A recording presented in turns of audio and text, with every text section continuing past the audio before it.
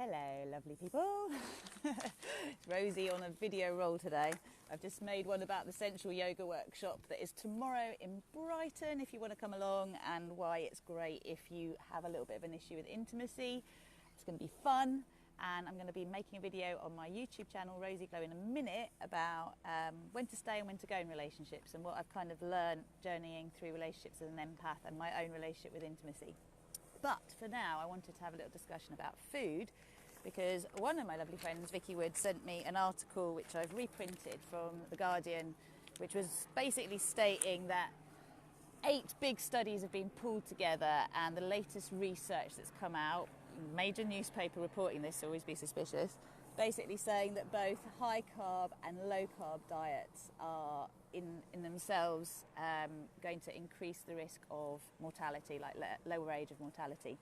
And, you know, I just know so many people that get so stressed out about what they should be eating. And I've made public for myself that I've started eating meat again after years and years and years of being a vegetarian, vegan, plant-based, cut out dairy, cut out everything. But look, here's the journey. What do we start with? Do we start with breast milk? Or do we start with formula feeding? Because that's going to have an impact on our gut. We're all different. I am not a nutritionist, so I'm giving you a totally different spin on this. I'm just explaining my own journey with food. I've had eating disorders, so I was bulimic as a teenager. I was heavily overweight before I was bulimic. I then spun into being overweight when I had my daughter. I was 13.5 stone at the end of that. I was 13.5 stone as a 17-year-old, as a 14-year-old. Like I said, the bulimia was there as well. Hey, Patrick. And, you know, starting to have a healthy relationship with food and to look at food differently. My mum died at 60, right? Liver and colon cancer. Now, we're all different. We all have different predispositions. But back in the day, the 80s, the 90s, it was all about sugar-free, fat-free. Everything was about synthetic foods. It was about taking the fat out of all the dairy, making sugar-free, fat-free ice cream. I can't believe it's not this. You know, there are all sorts of weight-reducing companies out there, and I'm not going to mention one name, but, you know, they're all full of crap, like synthetic foods, synthetic everything, that you kind of feel like, you know, give you your treat, but they're actually really not good for you at all.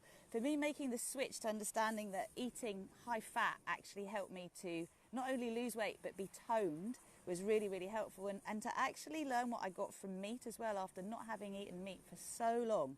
From the age of 12, I stopped eating meat. I thought I couldn't eat meat because I grew up typical diet of carbohydrates and meat on the same plate. So that was basically spaghetti bolognese, lasagna, cheese and salami sandwiches. What do you have? Cereal for breakfast. We didn't really do the bacon and eggs thing, that kind of thing. But, you know, pretty typical diets, carbohydrate-rich diets with meat in them and processed meat in them and so forth. And I feel very strongly as we are evolving, we really do need to recognise that what's one person's medicine is another person's poison. I did go from a plant-based diet to a pure carnivore diet, and that definitely did give me something.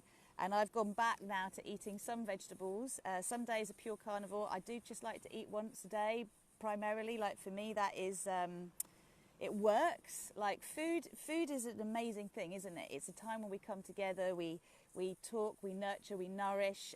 It's a way of bringing comfort, but also it can suppress emotions, like anything. You know, everything has a double-edged sword. So when you're actually thinking about what suits you, it's really important, I think, to listen to your gut and to also know the history in your family. So if you have a poor digestive system, if you get bloated after every time you eat something, then looking into that is going to be important.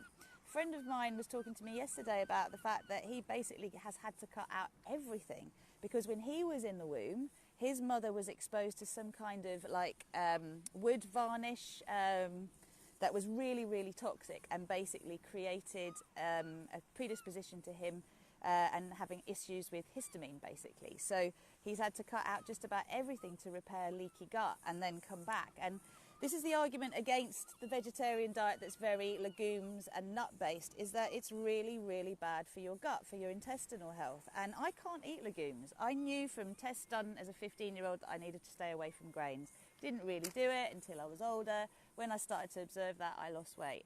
Now, it's not about losing weight on its own, but that is an indicator. Like, either you need to put on weight or you need to lose weight. We're all different. And if we're getting our energy from sugar all the time, which will be vegetables, carbohydrates that are grains, or the synthetic foods that are out there, then we're going to be spiking a lot. We're going to be going up and down, and it does actually affect your mental health and your clarity of mind, foggy mind. All of that stuff is all part of it. So I'm going to publish the study. I'm going to put it up on the page because, you know, I have friends and I know nutritionists who are really going down this idea of just pure carnivore route. Others are ketogenic. Others, you know, will swear by vegan diets. And I think it really does depend where you actually start, and the fact that you will need different things at different stages in your life. Also, men and women are different. And we can really use our intuition to be able to kind of understand when we're craving things that we know aren't good for us, that is an emotional request there to try and numb out.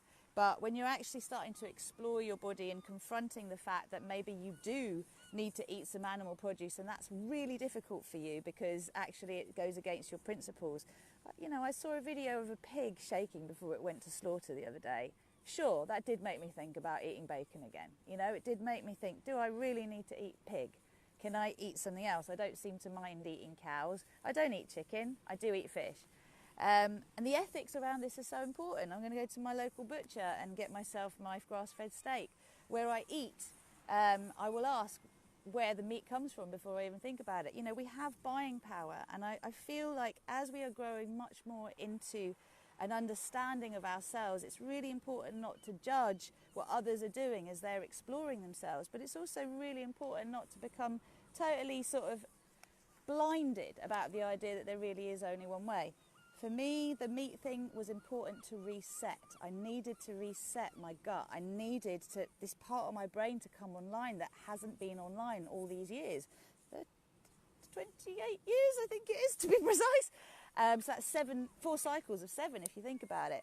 And it's been really important for me to say, actually, no, the ethics do matter. I'm not going to eat meat no matter what.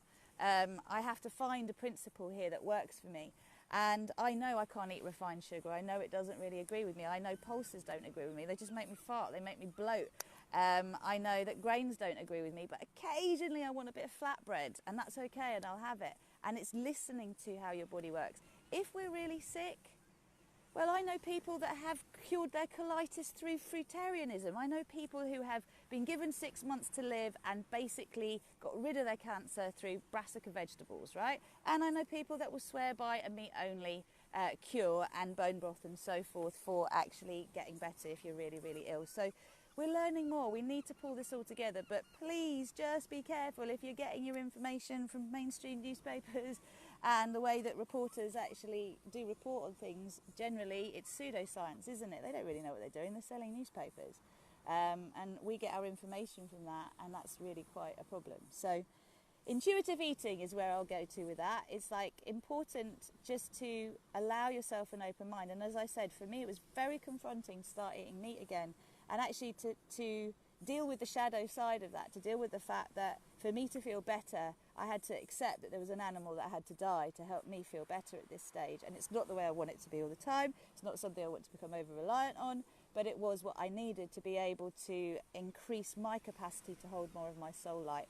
And there are lots of fascinating studies out there and historical, well, there's lots of people on YouTube talking about, you know, where we've come from, how the species. I was listening in Brighton to someone talking about how, as a human race, how we split and how the Homo sapiens did one thing and the others did something else, and how we developed our brain. It's fascinating. But when someone becomes really obstinate and arrogant, I've got to think, what are they doing? And is that what I want to emulate? When they become really sensitive and judgmental, I have to look at it and go, what are they doing? And is that something I want to emulate? When we can be compassionate, when we can actually be open-hearted and non-judgmental and be in a space where we can say, all right, how is this benefiting you, and how can we create the best possible scenario here that minimizes suffering for the planet, for all its inhabitants, including the animals and the human beings. That's where we're at, that's where we're growing to. We're souls on this planet, all at different stages of evolution, our DNA, our genetics are different as well. If we are really going from carbon-based to crystalline-based cellular structure, which in my woo-woo world, that's what's happening, and we are building from a 2-stranded DNA to a 12-stranded DNA, then we are going to get so much more of our energy anyway from light that we're going to need much less food. But all of the people that I know that are on a spiritual journey, spiritual path, are having to oscillate between being very pure, very raw, very vegan, very anything that could have any density or pain involved, and then they're having to go for the high fat and the meat and the eggs because they need it. And this is part of us fucking accepting, I'm sorry for swearing, that we are divine humans. We're both soul energy and physical. We can't be one or the other. And part of us growing into unity consciousness is being able to synthesize, to integrate that, to be able to calibrate it and to say, okay, I don't like this, but this is what I need right now. So I hope that will help you. And I'm sorry, I do not believe, it doesn't matter what studies come out, that a Haribo and a piece of fruit get metabolized exactly the same way. And I'll tell you why. Because we have synthesized vitamins, and synthetic vitamins do not operate the same way as vegetable-derived vitamins. You do not get as much bioavailability, you do not absorb as much. And I've talked about synthetic hormones as well, and the fact that synthetic oxytocin in labour does not work the way natural oxytocin does. So nature's food is always going to be easier to work with in your system, and this is something that's coming intuitively from my intuition rather than, you know, from having many degrees in nutrition, to something that is man-made. And this is the difference between sort of artificial intelligence and our divine humanity. So I hope you found that useful. I'm about to make a video about when to stay and when to go in relationships, based on my experience as an empath, and that will be on my YouTube channel. I am encouraging you to go over there and to subscribe, because I want to build a huge YouTube channel. Follow it. So if you're up for it, head on over. In the meantime, I'll send the link of this video, of this article that I've just been sharing. And I hope what I said is useful, and it gives you permission to listen to your body. When you're sick, it's a different story. When you're not sick, we're all experimenting. We're all experimenting. It doesn't matter what anyone says. You know the fads, they come up. None of us were alive 7,000 years ago, I don't think. Not this life anyway. So let's just eat a bit of humble pie and have a bit of integrity and respect for different opinions. And let's get somewhere where we can actually find what works for us individually. Namaste, lots of love.